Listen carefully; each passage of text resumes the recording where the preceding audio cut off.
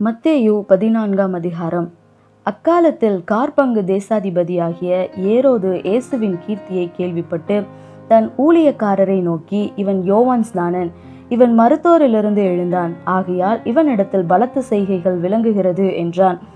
ஏரோது தன் சகோதரனாகிய பிலிப்புவின் மனைவி ஏரோதியாளின் நிமித்தம் யோவானை பிடித்து கட்டி காவலில் வைத்திருந்தான். ஏனெனில், நீர் அவளை வைத்துக் கொள்வது நியாயமல்லவென்று யோவான் அவனுக்கு சொல்லியிருந்தான். ஏரோது அவளை கொலை செய்ய மனதாயிருந்தும் ஜனங்கள் அவனை தீர்க்கதரிசி என்று எண்ணினபடியால் அவர்களுக்கு பயந்திருந்தான். அப்படி இருக்க ஏரோதின் ஜென்ம நாள் கொண்டாடப்படுகிற போது ஏரோதியாளின் குமாரத்தி அவர்கள் நடுவே நடனம் பண்ணி ஏரோதை சந்தோஷப்படுத்தினாள். அது நிமித்தம் அவன், நீ எதை கேட்டாலும் தருவேன் என்று அவளுக்கு ஆணையிட்டு வாக்கு கொடுத்தான். அவள் தன் தாயினால் ஏவப்பட்டபடியே யோவான் ஸ்நானனுடைய தலையை இங்கே ஒரு தாளத்திலே எனக்கு தாரும் என்று கேட்டாள். ராஜா துக்கமடைந்தான். ஆகிலும் ஆணைய நிமித்தமும் பந்தியில் கூட இருந்தவர்களின் நிமித்தமும் அதை கொடுக்க கட்டளையிட்டு ஆள் அனுப்பி காவற்கூடத்திலே யோவானை சிறுசேதம் பண்ண வைத்தான். அவனுடைய சிறுசை ஒரு தாளத்திலே கொண்டு வந்து சிறு பெண்ணுக்கு கொடுத்தார்கள். அவள் அதை தன் தாயின் இடத்தில் கொண்டு போனாள். அவனுடைய சீஷர்கள் வந்து உடலை எடுத்து அடக்கம் பண்ணி பின்பு போய் அந்த சங்கதியை இயேசுவுக்கு அறிவித்தார்கள். இயேசு அதை கேட்டு அவ்விடம் விட்டு படவில் ஏறி வனாந்தரமான ஒரு இடத்துக்கு தனியே போனார். ஜனங்கள் அதை கேள்விப்பட்டு பட்டணங்களிலிருந்து கால்நடையாய் அவரிடத்திற்கு போனார்கள். இயேசு வந்து திரளான ஜனங்களை கண்டு அவர்கள் மேல் மனதுருகி அவர்களில் வியாதியஸ்தர்களாய் இருந்தவர்களை சுஸ்தமாக்கினார். சாயங்காலமான போது அவருடைய சீஷர்கள் அவரிடத்தில் வந்து, இது வனாந்திரமான இடம், நேரமும் ஆயிற்று. ஜனங்கள் கிராமங்களுக்கு போய் தங்களுக்கு போஜன பதார்த்தங்களை கொள்ளும்படி அவர்களை அனுப்பிவிட வேண்டும் என்றார்கள். இயேசு அவர்களை நோக்கி, அவர்கள் போக வேண்டுவதில்லை, நீங்களே அவர்களுக்கு போஜனம் கொடுங்கள் என்றார். அதற்கு அவர்கள், இங்கே எங்களிடத்தில் 5 அப்பமும் 2 மீன்களுமே அல்லாமல் வேறொன்றுமில்லை என்றார்கள். அவைகளை என்னிடத்தில் கொண்டு வாருங்கள் என்றார். அப்பொழுது அவர் ஜனங்களை புல்லின் மேல் பந்தி இருக்க கட்டளையிட்டு அந்த 5 அப்பங்களையும் அந்த 2 மீன்களையும் எடுத்து வானத்தை அண்ணாந்து பார்த்து ஆசீர்வதித்து அப்பங்களை பிட்டு சீஷர்களிடத்தில் கொடுத்தார். சீஷர்கள் ஜனங்களுக்கு கொடுத்தார்கள். எல்லாரும் சாப்பிட்டு திருப்தி அடைந்தார்கள். மீதியான துணிக்கைகளை 12 கூடை நிறைய எடுத்தார்கள். ஸ்திரீகளும் பிள்ளைகளும் தவிர சாப்பிட்ட புருஷர்கள் ஏறக்குறைய 5000 பேராயிருந்தார்கள்.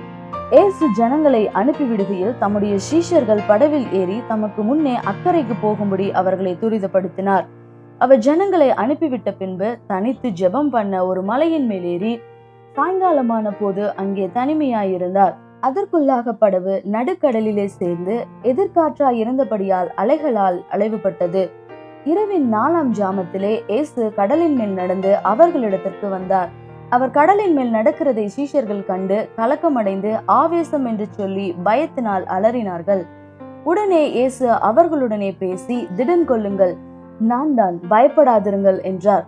பேதுரு அவரை நோக்கி, ஆண்டவரே, நீரேயானால் நான் ஜலத்தின் மேல் நடந்து உம்மிடத்தில் வர கட்டளையிடும் என்றான். அதற்கு அவர், வா என்றார்.